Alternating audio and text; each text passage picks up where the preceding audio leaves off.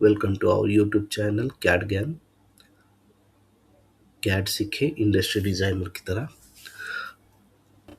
अगर आपने सॉलिडवर्क्स में स्केच टूल्स देखे हैं और सोचते हैं कि इतने ज़्यादा क्यों है, या फिर आपने रैंडमली टूल्स यूज़ करते समय किस किस टूल का क्या पर्पस है बिना देखे बिना समझे यूज़ किया है, तो ये वीडियो आपके लिए है।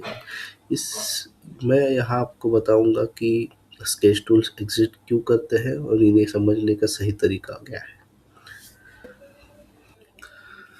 सबसे पहले ये क्लियर कर देता हूँ कि ये एक ओरिएंटेशन वीडियो है। मतलब मैं यहाँ आपको ये नहीं सिखाऊंगा कि स्केच कैसे बनाते हैं या उसे कंस्ट्रेंट कैसे किया जाता है। ये सब हम अगले वीडियो में डिटेल में सीख लेंगे। इस वीडियो का पर्पस सिर्फ यही है कि सॉलिड वर्क्स में स्केच टूल कहाँ होते हैं, किस कैटेगरी में उनको ऑर्गेनाइज किया जाता है, और सबसे इम्पोर्टेंट पार्ट, इन्हें रखना क्यों गया है। अगर आपको ये फाउंडेशन समझ में आ गया तो बाकी सब लर्निंग बहुत स्मूथ हो जाएगी। तो चलिए शुरू करते हैं। सॉलिडवर्क्स में जैसे ही आप ओपन करते हैं आपको ये वेलकम विंडो दिखाई देता है। उसके बाद आप कोई भी पार्ट सिलेक्ट कर सकते हैं या फिर न्यू पार्ट में जाके, और कोई भी आप जब पार्ट बनाते हैं तो सबसे पहले आपको स्केच बनाना पड़ता है। और स्केच के लिए सबसे पहले आपको प्लेन सिलेक्ट करना होता है। सॉलिडवर्क्स में तीन डिफ़ॉल्ट प्लेन होते हैं: फ्रंट प्लेन, टॉप प्लेन और राइट प्लेन, जो कि आप अपने राइट साइड के डिस्प्ले में देख सकते हैं। इनमें से कोई भी प्लेन सिलेक्ट करते हैं तो आप डायरेक्टली चले जाते हैं स्केच में। तो ये आपका स्केच विंडो ओपन हो गया है। जैसे ही आप स्केच मोड में चले जाते हैं, आपके स्क्रीन पे कमांड मैनेजर में स्केच नाम का टूल बार एक टैब दिखाई देगा आपको। इस स्केच नाम के टैब पे आप जैसे ही क्लिक करते हैं तो आपको अंदर स्केच टूल्स दिखाई देंगे। ये स्केच टैब ही वही जगह है जहां आपको सभी टूल्स दिखाई देंगे, जिससे आप हर एक प्रकार की ड्राइंग बना सकते हैं। यहाँ आपके बहुत सारे आइकॉन दिखेंगे, जैसे लाइन हो गया, सर्कल या रेक्टेंगल और बहुत कुछ। लेकिन आप अगर रैंडमली इन्हें यूज़ करेंगे तो कन्फ्यूजन होगा। इसलिए ज़रूरी है कि आप ये समझो कि ये स्केच टूल के पीछे का लॉजिक क्या है और उसे ऑर्गेनाइज कैसे किया गया। मेनली यहाँ स्केच टूल्स को नॉर्मली तीन पार्ट में डिवाइड किया जाता है। ये डिवीजन आपकी क्लैरिटी के लिए है। सबसे पहली कैटेगरी आती है शेप क्रिएशन टूल्स। जब आप एक ब्लैंक स्केच में जाते हैं, आपको सबसे पहले प्लेन सिलेक्ट करने के बाद कोई बेसिक शेप ड्रॉ करने पड़ते हैं, जैसे कि हमारा हो गया लाइन। जैसे आपने सिलेक्ट कर लिया लाइन, यहाँ पे ड्रॉ हो गया, आपने लाइन ड्रॉ किया। और अगर आपका हो गया सर्कल, तो ये होता है सर्कल हो गया। अगर रेक्टेंगल ड्रॉ करना है तो रेक्टेंगल, जिससे आप अपने शेप की बेसिक शेप आप डिफाइन कर पाओ। शेप क्रिएशन टूल्स का काम सिंपल है। आप इन्हें यूज करके अपनी ड्राइंग की या फिर अपने डिजाइन की जो भी आपका पार्ट है उसका 2D ज्योमेट्री डिफाइन कर पाते हैं। मतलब अगर आपको कोई रेक्टेंगुलर बेस बनाना है तो आप रेक्टेंगल सिलेक्ट करेंगे, कोई सर्कुलर बनाना है तो सर्कुलर, उसको कोई और शेप देना है तो उसके लिए आप अलग अलग ज्योमेट्री यूज कर पाओगे। ये टूल्स आपके इंटेंट को डिफाइन करते हैं कि आप किस तरीके का शेप बनाना चाहते हैं, इसको डिफाइन करने के लिए। दूसरी कैटेगरी है शेप मॉडिफिकेशन टूल। जब भी आप कोई स्केच ड्रॉ करते हैं तो एक आप सबसे पहले तो एक कोई बेसिक सा शेप बना लेते हैं। जैसे कि मैं अभी यहाँ पे आपको दिखा रहा हूँ कि एक बेसिक सा शेप हमने बना लिया है। अभी कुछ केसेस में ऐसा होता है कि उस स्केचेस को या उस शेप को मॉडिफिकेशन करने की ज़रूरत होती है। हमको रेडीली वो यूजेबल नहीं है। सो फॉर एग्जांपल, जैसे मैंने अपने अभी स्क्रीन पे आप देख सकते हैं कि ट्रायंगल है, एक रेक्टेंगल है और एक सर्कल है, उसमें से दो लाइंस पास हो रही है। तो ये एक एग्जांपल हो गया। तो उसको अगर हमको मॉडिफाई करना है तो उसके लिए ये मॉडिफिकेशन टूल्स है, जैसे कि ट्रिम। इसको आप ड्रॉप डाउन करेंगे तो ट्रिम के साथ एक्सटेंड भी मिलेगा, उसके साथ कन्वर्ट एंटिटीज, ऑफसेट, उसका ऑफसेट ले सकते हैं। और हर एक कमांड के जब आप क्लिक करेंगे तो आपको एक प्रीव्यू मिलता है। जैसे ही आपने ऑफसेट पे किया, आपको एक बेसिक सा आइडिया दे देता है कि इसे कैसे यूज़ करना है। तो ये भी आपके लिए स्टार्टिंग में यूज़फुल होगा।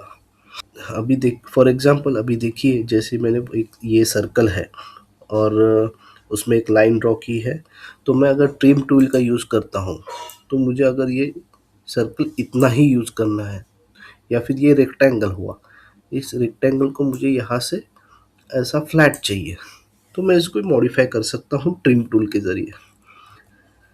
ऐसे ही ट्रिम की तरह ही एक्सटेंड टूल भी होते हैं, जिसको अगर सपोज मुझे कोई भी लाइन, अब सपोज मुझे ये लाइन यहाँ तक एक्सटेंड करनी है या फिर यहाँ तक एक्सटेंड करनी है, तो मैं एक्सटेंड कमांड का यूज़ करूँगा, जो कि मुझे ईज़िली अवेलेबल है।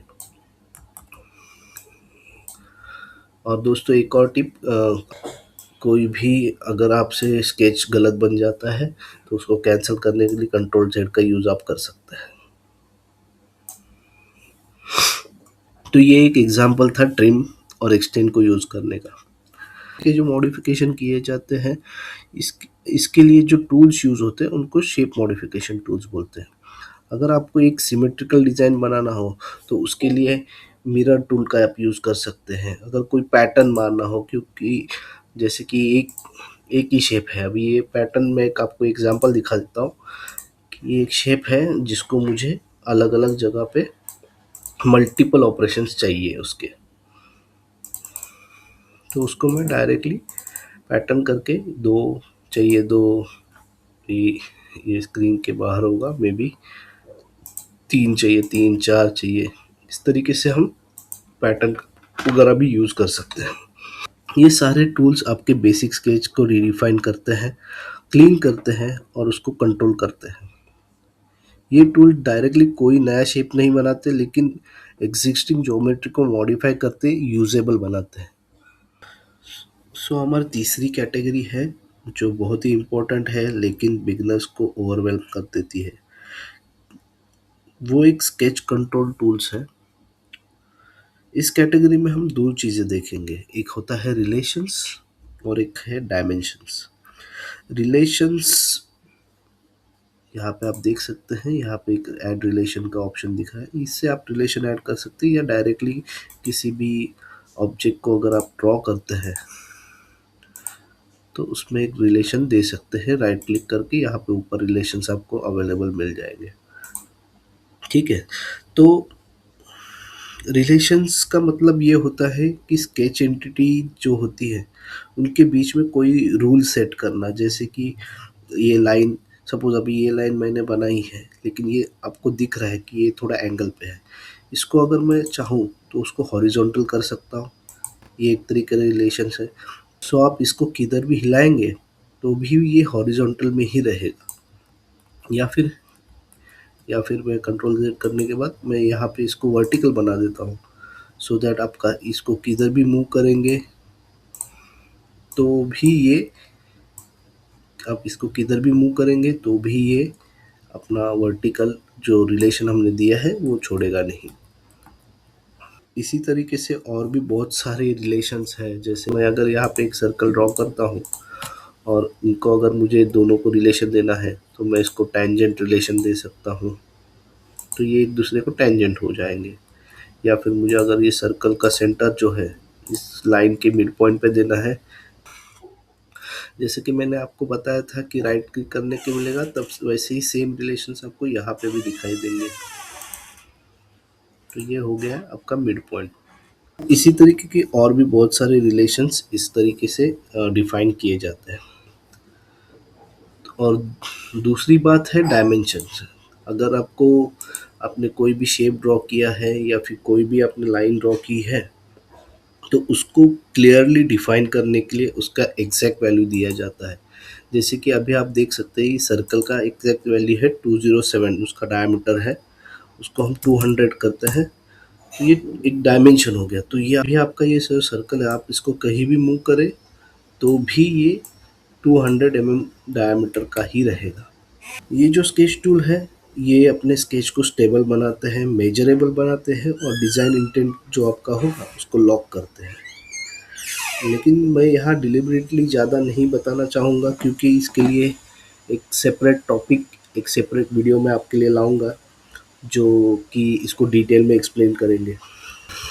फिलहाल ये भी समझ लेते हैं कि ये भी एक कैटेगरी एग्जिस्ट करती है और इसका पर्पस है स्केच को कंट्रोल करना और स्टेबल करना। तो हमारी समरी ये हुई कि टूल्स ब्रॉडली 3 पार्ट में डिवाइड किए जाते हैं।